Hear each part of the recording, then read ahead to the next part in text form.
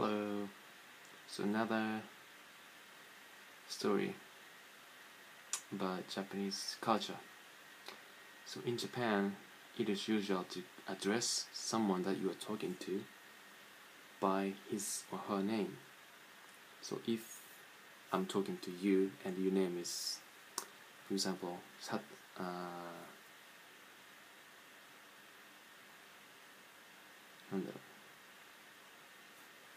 Satoshi, for example, like Pokemon character.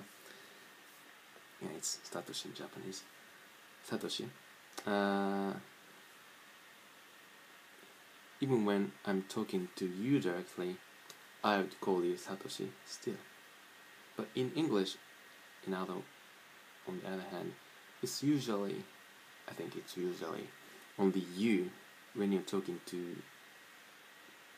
talking to you. So, recently I tend to use like too much. I don't like to use like too much though. Anyway, like when you say, you like apple, don't you? You use you. Even if your name is Satoshi, you don't say, Satoshi like you apple, don't Satoshi like apple, don't you? No, you don't say that. Never, ever. But in Japanese, it would be, Satoshi ってリンゴ好きだよね. You like apple. You like apples, don't you? Satoshi ってリンゴ好きだよね.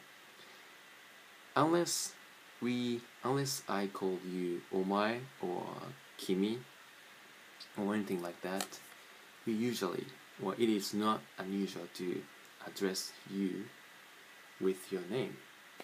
But I think it would be really, really strange to address you by your name. If your name is Charlie. Yeah, it can be like this. Charlie, you like apples, you? Charlie. Hey Charlie, you like apples, don't you? Yeah, it is not strange, but you don't usually you cannot be replaced as your name. Right? I think it's a sort of unique thing in Japanese culture. So, because some people wouldn't like to be called omae because it's rude, or they simply don't like it. Yeah, I call some of my friends by their name. Yeah, I'm not saying their names, but yeah. What do you think? Do you think it would be really strange to address the person you're talking to by his or her name? Catherine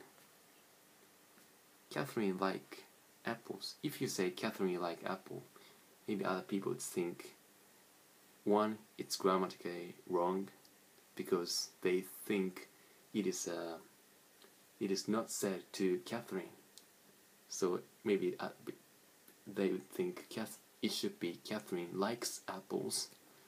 That's one thing. Catherine like apple. Catherine リンゴ好きだよね. Catherine リンゴ好きだよね. Yeah. I don't think it's good or bad, but yeah, it's unique. I just wanted to share that. Bye, thanks for watching. And yeah, I forgot to add something else. So, since we in a way, we have to call somebody, or because we don't have any word like you in English, there are situations where we can't call the person's name if we don't know his or her name. So in English, you can, even if you don't know the person you're talking to's name, yeah, even if you know the name of the person who you're talking to, you can still call him or her you. Do you think this is good? I like you. Are you listening to me? Yeah, you can still use you. However, in Japanese, that can't happen. Or actually, you can use anata that way. Or if we can talk rudely, you can use omae. But yeah, there are pretty much situations where you have to use his or her name to address him. So first thing you wanna do is know his or her name. I think if it's, for example, a clerk in a store, maybe she or he has a name tag, nameplate or anything, something like that. Yeah, so yeah, Yamada-san. Yeah, something like that. I heard that in Korea it's similar to this. Like they need, maybe different. They need to know if the person you're talking to is in higher level than you, status, or lower level than you, because depending on this social class, no, not social class, social status or level, like teachers, student, boss, co-worker, the way they talk that they will talk changes, I heard. So that's like in Japan. Yeah, that's it. Bye.